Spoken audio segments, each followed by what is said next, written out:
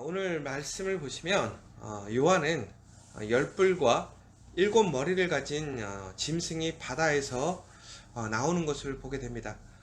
그리고 용의 권세를 받은 그 짐승이 하나님을 비방하고 성도들과 싸워서 온 세상을 다스리는 모습을 좀 보게 되지요. 그런데 그들은 생명책에 이름이 기록되지 못한 모든 사람들, 그래서 하나님을 믿지 않는 그런 모든 사람들에게 이제 경배의 대상이 되고, 더 나아가서는 우리가 어찌 보면 이제 하나님을 믿는 성도들이 철저하게 패배하는 모습들을 보게 됩니다.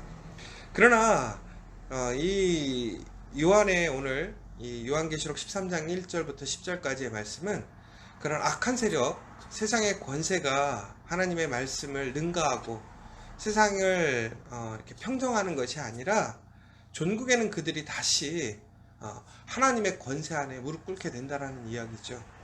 그러면서 성도들은 바로 그러한 때에 인내와 믿음이 필요하다라고 오늘 이 본문에서는 이야기를 하고 있습니다. 제가 살다 보면 이렇게 도저히 이제 더 이상은 무엇인가 변하지 않을 것 같은 그런 상황에 우리가 종착하게 될 때가 있습니다. 그러면 저희가 그것을 바꾸기보다는 거기에 적응하고 그냥 그것을 받아들이는 것이 우리의 삶이 편하다라고 얘기를 하지요. 예를 들자면 이런 것 같아요. 저희가 100년 전에 일본에게 저희 나라를 빼앗겼죠. 우리 나라를 빼앗겼죠.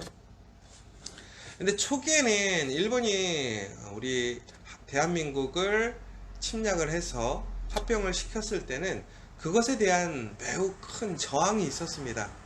나라를 빼앗긴 많은 사람들이 그 일본의 그 침략 앞에서 그것에 대한 불이함과 또 문제에 대해서 우리나라뿐만이 아니라 온 세계에 그 사실을 알고 도움을 요청하고 스스로 그것을 해결해 보려고 노력을 했죠.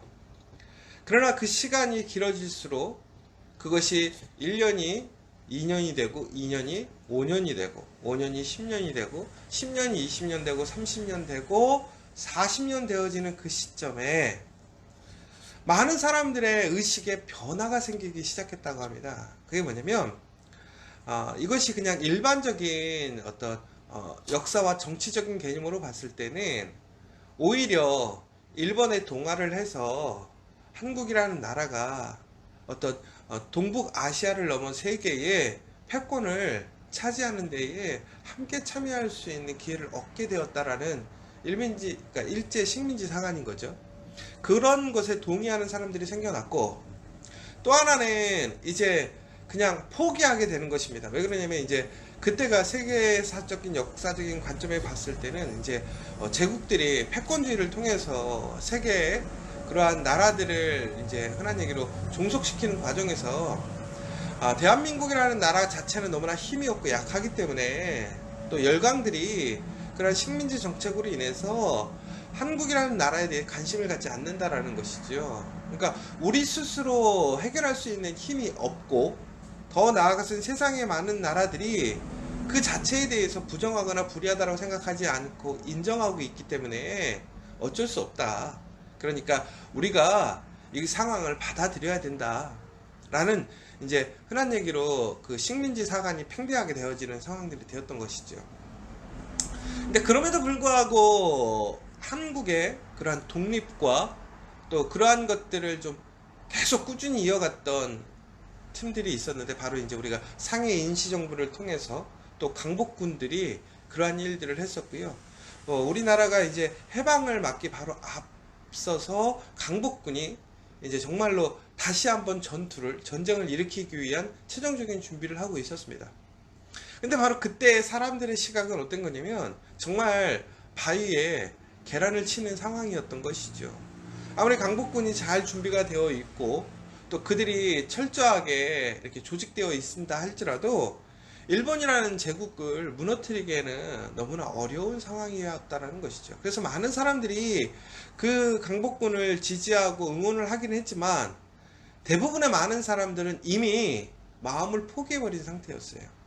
오히려 그 상황에 어찌하면 더 잘 살 수 있고 어떻게 해야 이제부터는 잘 그러한 순리와 원칙에 맞춰 살아갈 것인가에 대해서 고민하기 시작했다는 것이죠. 그런데 이것이 단순히 그냥 우리 일반인들의 생각만은 아니었던 것 같아요. 왜 그러냐면 바로 그 시대에 이제 대한민국이라는 나라에 선교사들이 들어왔잖아요. 그래서 일제가 침략하기에 앞서서 선교사들이 먼저 들어와서 복음을 이 땅에 전했습니다. 그래서 이 땅에 복음이 들어왔을 때 큰 부흥의 역사, 은혜의 역사를 경험하게 되었고, 복음의 역사 이런 일들을 일행했던 이제 선교사들마저도 그때는 여러 가지 생각들이 일어나기 시작했다고 합니다. 어떤 생각들이었냐면 지금까지는 일본의 침략이 불의한 것, 그래서 하나님의 공의와 정의가 실현돼야 된다라고 생각을 했던 것이죠. 그런데 그때 갑자기 다른 이야기들이 나왔어요. 어떤 이야기가 나왔냐면 바로 이스라엘이 바벨론과 페르시아에 희년과 안식년을 지키지 않음으로 인하여서 40년을 잡혀가게 되는 사건들이 나오잖아요.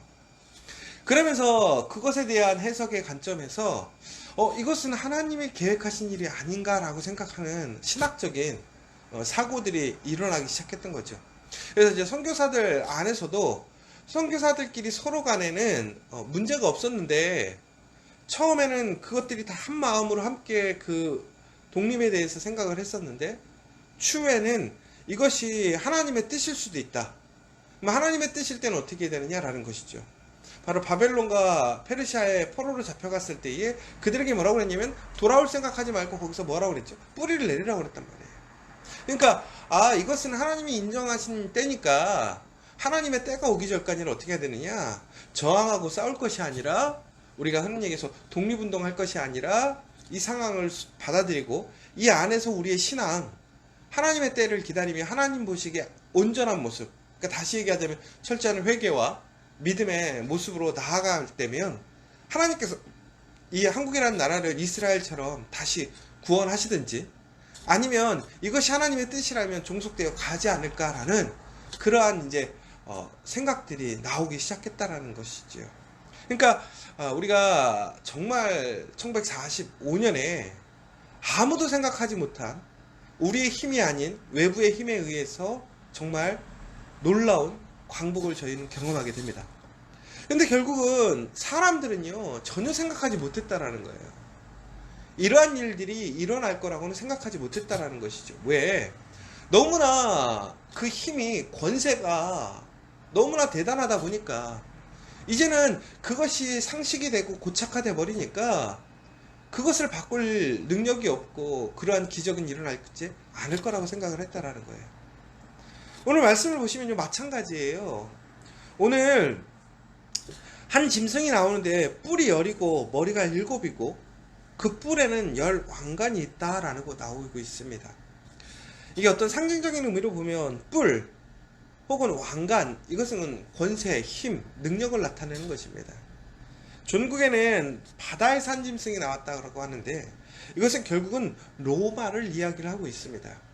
그러니까 요한의 시대에 이렇게 강력하고 뿔이 있고 왕관을 쓰고 있다라고 하는 것은 상징적으로 보면 바로 로마의 왕들에 대해서 얘기를 하고 있는 것이죠. 황제에 대해서 얘기를 하고 있다라는 것입니다. 근데 그 로마가 어떤 나라입니까? 모든 세계를 통일한 나라예요. 그래서 우리가 아는 것처럼 세상의 모든 길은 어디로 통한다고 그러죠? 로마로 통한다라는 얘기가 있잖아요. 그러니까 결국에는 뭐냐? 로마가 세상의 중심이라는 거예요. 이제 모든 세상을 다스리는 길마저도 어떻게? 로마를 통해서 중심으로 이루어지는 것이죠. 근데 로마가 망할 수 있을 거라고 생각을 했을까요? 위기는 오겠죠. 어려움은 올 거란 말이에요. 그 세상의 권세와 능력, 그러한 힘의 원리는 절대로 무너지지 않을 거라고 생각했어요. 그런데 지금 우리가 살아가는 2000년 이 시대에 로마라는 나라가 있습니까? 없죠. 로마는 이탈리아의 한 도시일 뿐입니다. 세계사를 다스리고 절대로 무너지지 않을 것 같은 그 힘, 능력을 가졌던 그 로마가 이제는 하나의 도시로, 옛 영광을 보여주는 그런 관광의 도시로 남아있을 뿐입니다. 그 로마가 끼친 영향력은 대단합니다. 역사, 문화, 법, 군사, 세상에 많은 영향력을 끼쳐 중심이 되었죠. 절대로 무너지지 않고 그 힘을 잃어버리지 않을 거라고 생각을 했죠. 그런데 전국은 어떻게 됐어요? 그 로마가 무너지더라는 거예요. 근데 로마가 이렇게 큰 권세와 능력을 발휘했을 때 보면, 특별히 2절에 보면 그의 모습은 다니엘서에 나와 있는 어떤 그런 강력한 힘을 가진 짐승의 비유, 더 나아가서 아무도 막을 수 없는 그 막강한 힘을 가진 그러한 짐승의 비유가 되고 있습니다. 세상에 어떤 나라도 로마에 대항할 수 없었어요. 로마와 싸워서 이긴 나라가 없었어요. 로마의 그 발전된 문화와 또한 지식과 군사력과 또 과학과 그 모든 것을 능가할 나라가 없었어요. 그런데 요즘도 마찬가지 아닙니까? 요즘에도 보면 세상에 열강들이 있습니다. 강력한 나라들이 있습니다. 강력한 힘을 가진 집단이 있습니다. 세상에 많은 문화와 지식들이 우리가 생각하는 것 이상으로 강력한 힘을 발휘합니다. 우리는 생각해보죠. 정말 그것들이 전부인 것 같고 그것들이 세상을 다스리는 것 같아요. 그런데 그 강력한 힘을 가진 그 로마가, 그 강력한 문화를 이끌어가는 사람들이 종국에는 어떻게 되냐면 계속 그것을 이어가지 못하더라는 거예요. 그런데 사람들은 그것들이 정말 발휘하는 힘과 능력들로 인해서 점점 하나님이 아니라 그 로마를, 더 나아가서 그 강력한 힘을, 그 권세를, 그 능력을 행하는 그 집단에게 동화되어져 간다라는 거예요. 그것을 인정한다라는 거예요. 경배한다라는 거예요. 우리가 실상 그렇게 얘기하잖아요. 지금도. 뭐 지금의 로마는 없지만 로마와 같은 능력을 행하는 게 뭘까요? 요즘엔 그래서 그런 얘기잖아요. 돈이라고 얘기하잖아요. 그러니까 우리가 믿고 따라가는 거 돈으로 안 되는 게 어딨냐라고 얘기를 하잖아요. 근데 저도 진짜 그거는 동의하는 것 같아요. 돈이 정말 대단한 것 같아요. 돈이 무서운 것 같아요. 제가 예전에도 한번 얘기했지만 여기 서울역 인근이 지금 막 개발이 됐잖아요. 근데 솔직히 여기 서울역 인근에 뭐가 있냐면 사창가가 있었단 말이에요. 나라에서 공권력으로 몰아내려고 했는데 못 몰아냈어요. 근데 어떻게 됐어요? 개발이 되니까 그 사람들 다 쫓겨났어요. 지금은 빌딩이 지어있고 주상복합이 지어져 있잖아요. 여러분 미아리를 가보세요. 미아리에 유명한 사창가가 있어요. 정말 어마어마한 사창가죠. 거기 안 없어질 줄 알았거든요. 다 폐쇄됐어요. 아파트가 들어섰어요. 청량리를 가보세요. 청량리에도 있어요. 거기는 완전히 막 깡패들 막 이런 사람들이 개입돼서 거긴 도저히 안 된다고 생각했어요.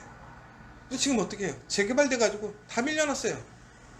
돈이면요 안 되는 게 없어요.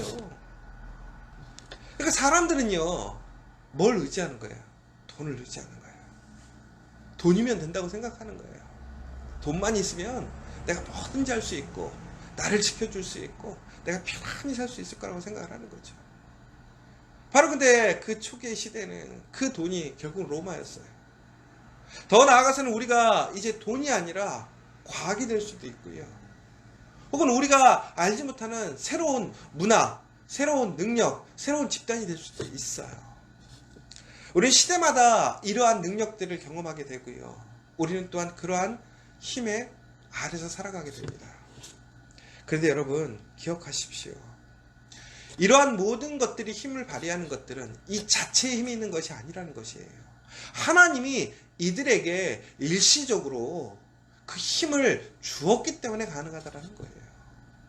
그러니까 이들 자체가 능력 있거나 힘이 있는 것이 아니라 하나님께서 하나님의 계획 안에서 하나님의 선한 계획을 이루시기 위하여 그 악한 것들마저도 하나님께서 그들이 활동할 수 있게끔 인정하셨다는 거예요.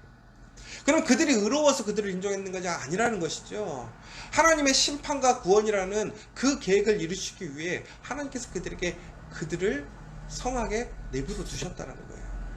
그러나 전국에는 뭐예요? 그것이 일시적으로 힘을 받았다고 하는 것은 끝이 있다라는 얘기라는 것입니다, 여러분.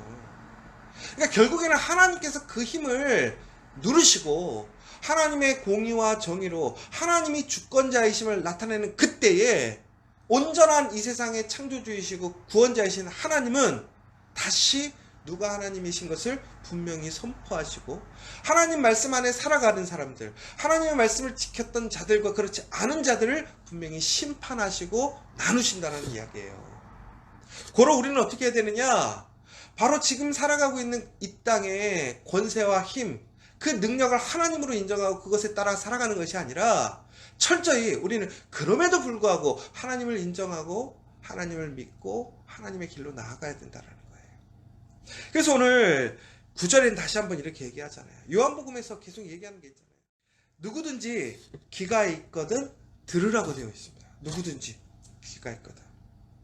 왜 그러냐면 사로잡힐 자는 사로잡혀갈 것이요 칼에 죽을 자는 마땅히 칼에 죽을 것이니 성도들의 인내와 믿음이 여기 있느니라. 우리가요 이 세상을 살아가면서 하나님을 믿는다고 해도요 그때에 그 믿음으로 인해서 우리가 환난과 고난을 당할 수도 있다라는 거예요. 어려움을 당할 수도 있다라는 거예요. 오히려 악한 사람들이 더 잘되고 번성하고 능력을 행하고 이 세상을 평정하고 정말 이 세상의 주인처럼 살아갈 때도 있다라는 거예요. 그러나 그것은 일시적이라는 거예요. 하나님의 손이 일어나는 그 순간, 하나님의 그때가 이르는 그 순간 그들은 어떻게 된다는 거예요? 심판의 대상이라는 거예요. 정죄의 대상이라는 거예요. 오직 하나님의 자녀들만이, 하나님을 믿는 사람들만이 믿고 구원에 이를 수 있다는 것이죠. 그러므로 우리에게 지금 필요한 것은 무엇이냐? 그 세상을 따라가는 게 아니라는 거예요. 세상에 순종하는 것이 아니라는 거예요. 세상에 소망을 두라는 것이 아니라는 거예요. 뭐예요? 오직 성도는 인내와 믿음으로 하나님의 길을 가야 되는 거예요. 하나님의 나라를 소망해야 된다는 거예요. 여러분, 우리는 그럼에도 불구하고 어떡합니까? 세상의 권세, 힘에 복종하고 따라가지 않습니까? 우린 그래서 고민하잖아요. 그러나 여러분, 우리가 그 세상의 힘과 권세, 능력을 쫓아간다 할지라도 진정으로 그것이 우리에게 평화를 주지 않습니다. 우리에게 진정한 기쁨을 주지 않습니다. 열매를 주지 않습니다. 그것은 썩은 열매입니다. 보기는 좋으나 먹으면 떫은 것입니다. 결코 우리에게 평안과 위로를 줄 수 없습니다. 안정감을 줄 수 없습니다. 그러나 우리는 눈앞에 있는 그 일들에 조금의 편안함과 안정감을 위해서 혹은 내가 생각하는 미래를 위해서 우리는 세상의 권세를 쫓아갑니다. 세상의 힘을 인정하게 됩니다. 그 방식대로 살아가게 됩니다. 그러나 그것은 결국에는 사망에 이르는 거예요. 전국엔 그것은 심판밖에 이룰 수 없다라는 거예요. 여러분, 오늘 우리가 살아가는 이 세상의 힘들이, 세상의 능력이, 세상의 권세가 우리를 압제하는 것 같습니다. 그럼에도 우리가 가야 할 길은 무엇입니까? 우리가 지켜야 될 것은 무엇입니까? 바로 하나님의 말씀 안에서 우리의 믿음을 지켜야 됩니다. 예수님이 살아가셨던, 예수님께서 우리에게 보여주셨던 그 십자가의 길로 나아가야 된다는 것입니다. 그것만이 우리를 살리는 것이고 승리하게 하고 우리를 부활케 하는 것입니다. 여러분, 끝까지 믿음을 지키십시오.